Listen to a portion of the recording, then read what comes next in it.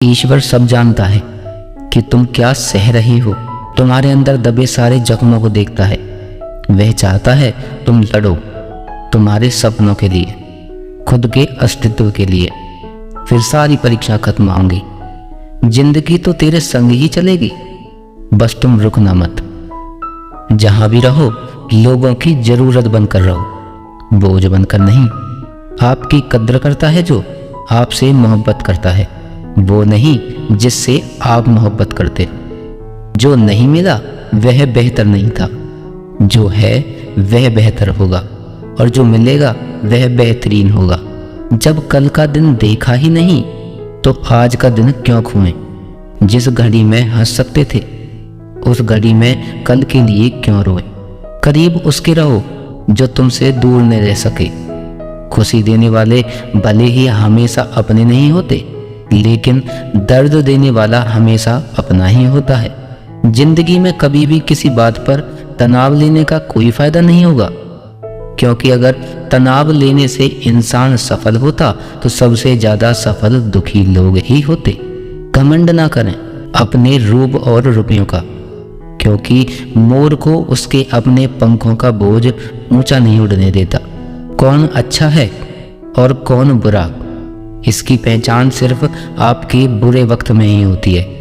कोई आपसे नाराज है और उसे यह गुरूर है कि आप उसे मना लोगे, तो उसका यह गुरूर कभी टूटने मत देना। मतलबी लोगों से रिश्ते जितनी जल्दी बनते हैं उतनी ही जल्दी टूट भी जाते हैं। रिश्तों को जोड़ने के लिए कभी अंधा, कभी गूंगा तो कभी बहरा होना पड़ता है। अपने ईश्वर से रिश्ता खराब ना करना, दुनिया से रिश्ता बनाने की जरूरत ही नहीं आएगी। परवाह करने वाला मित्र, दर्द समझने वाला पड़ोसी, इज्जत करने वाले रिश्तेदार और प्यार करने वाला परिवार, ये सब तो हीरे हैं जिनसे जिंदगी हमेशा जगमगाती है। जिंदगी में मुश्किलें आपको डराने नहीं, बस आपके अंदर छुपी हुई शक्तियों को जगाने आती है। जो झूठ पर भी वाह वाह करेंगे वही लोग आपको तबाह करेंगे। बदलते लोग और बदलते रिश्ते चाहे दिखाई न दें लेकिन महसूस जरूर होते हैं। हानि हुई है तो भविष्य में लाभ भी होगा, यदि छल हुआ है तो आगे चलकर उसका हिसाब भी होगा। 4 दिन भी नहीं निभा सकता कोई वह किरदार जो पिता जिंदगी भर निभाता है। दिलों में वही बसते हैं जो दिलों के साफ हों, क्योंकि सुई में वही धागा जा सकता है जिस धागे में कोई गांठ ना हो। टूटते तारे की तरह होता है भाई, कुछ भी मांग लो दिला देता है। बिना मतलब के रिश्ते निभाना हर किसी के बस की बात नहीं।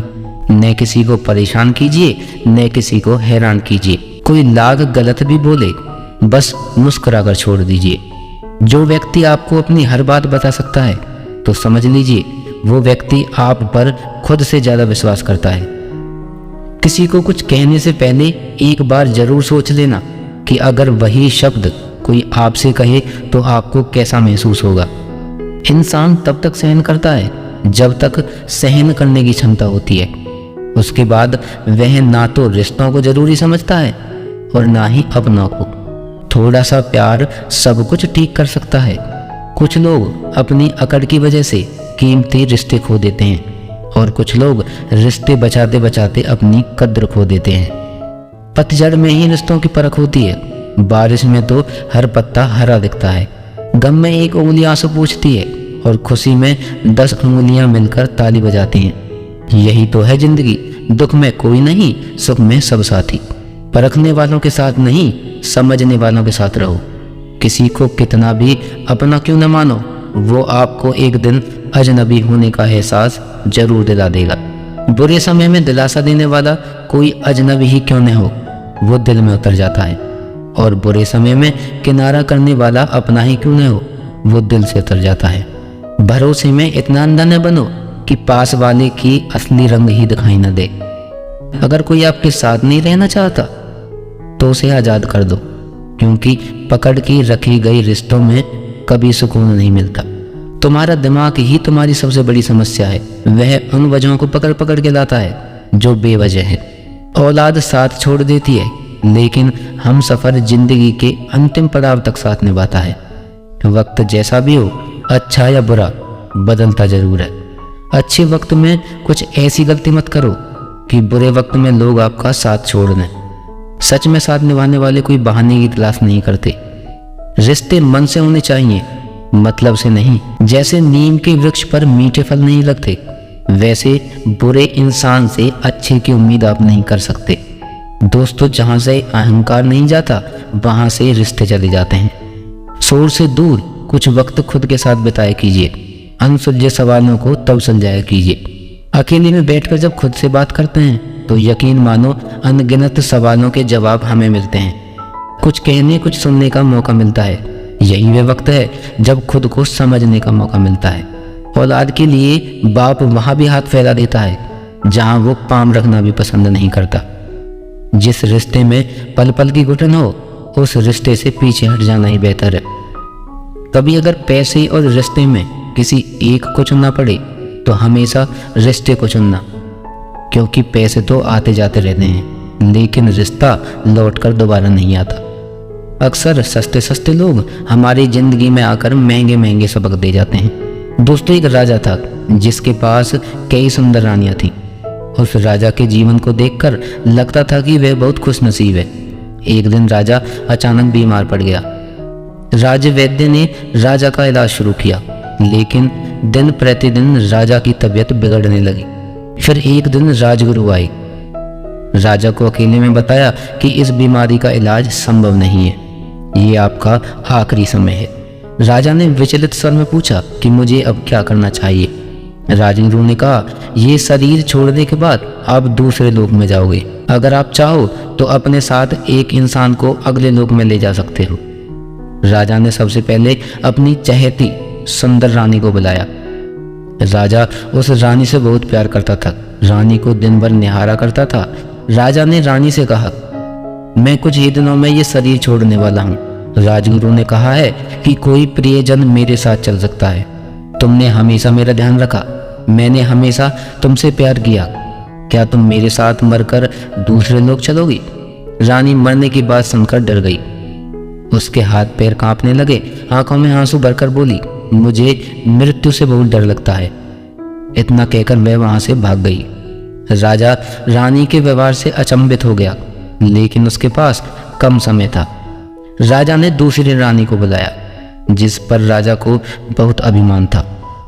राजा हमेशा उसे अपने भ्रमण पर ले जाता था, क्योंकि वह बहुत भाग्यशाली थी। उसके होने से राजा को किसी प्रकार की चिंता नहीं होती थी।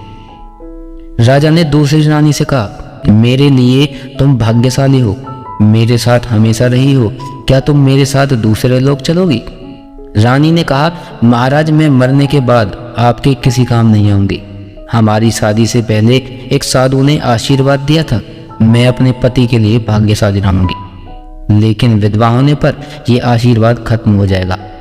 इसलिए आपके जाते ही मुझे दूसरी शादी करनी होगी। इसलिए मुझे माफ कीजिए, मैं आपके साथ नहीं चल सकती। रानी का जवाब सुनकर राजा का अभिमान टूट गया, गहरी सोच में डूब गया। इस कठिन मौके पर आखिर मेरा साथ कौन देगा? राजा ने तीसरी रानी को अपने पास बुलाया। राजा को तीसरी रानी पर अटूट विश्वास था, क्योंकि तीसरी रानी ने हर परेशानी में, सुख दुख में राजा का बहुत साथ दिया। राजा ने रानी से कहा, हम सुख दुख में हमेशा साथ रहे हैं, मुझे दूसरे लोक में तुम्हारी जरूरत पड़ेगी, क्या तुम मेरे साथ चलोगी? तीसरी रानी ने कहा, मैं जरूर आपके साथ चलती, पर मजबूर हूँ।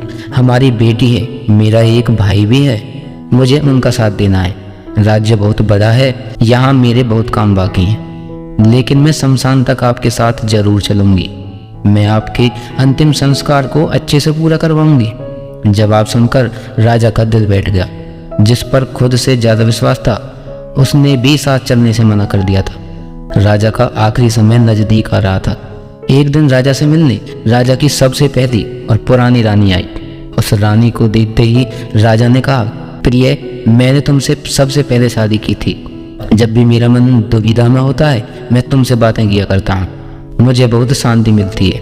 लेकिन आज मुझे पछतावा हो रहा है, मैंने पिछले कई सालों से तुम्हारे लिए कभी समय नहीं निकाला। मैं सच में बहुत दुखी हूँ। अच्छा हुआ तुम मुझसे मिलने आई। इससे पहले ही राजा कुछ पूछता, रानी ने शांति से कहा कि मैं आपके साथ चलूंगी, मैं कभी आपका साथ नहीं छोड़ सकती। दोस्तों, राजा की तरह हमारे जीवन में भी 4 रानियां हैं। पहली रानी है हमारा शरीर।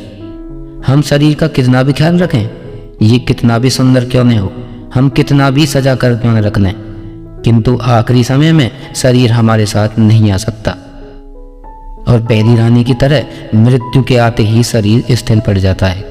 और दूसरी रानी है धन और संपत्ति। हमें धन और संपत्ति पर घमंड और भरोसा होता है कि यह बुरे समय में हमारे काम आएगा, लेकिन दूसरी रानी की तरह कभी यह एक जगह नहीं टिकता, आपके जाने के बाद किसी और के पास चला जाता है। तीसरी रानी है दोस्त और सगे संबंधी, जो जरूरत के समय साथ देते हैं, सुख दुख में भी हाथ बटाते हैं, लेकिन तीसरी रानी की तरह यह सब संसार में फंसे होते हैं, केवल अंतिम संस्कार तक ही साथ जा सकते हैं। चौथी रानी है आत्मा या मन की शांति, जो पूरे जीवन का स्रोत है। यही वफादार दोस्त है जो हमेशा साथ देती है और मृत्यु के समय भी साथ जाती है, लेकिन हम इसे जीवन भर नजरअंदाज करते हैं। आत्मा और मन की शांति की तरफ कभी ध्यान नहीं देते। शरीर और संपत्ति की देखभाल करो, परिवार के साथ समय बिताओ, लेकिन अपनी आत्मा और मन की शांति का ख्याल रखना मत भूलो, नहीं तो किसी भी चीज़ में खुशी नहीं मिलेगी। दोस्तों, इस वीडियो में बस इतना ही। मिलेंगे फिर से एक नई ऊर्जा और ज्ञानवर्धक वीडियो के साथ। अपना ख्याल रखिएगा। जय सनातन, सर्वो सनातन।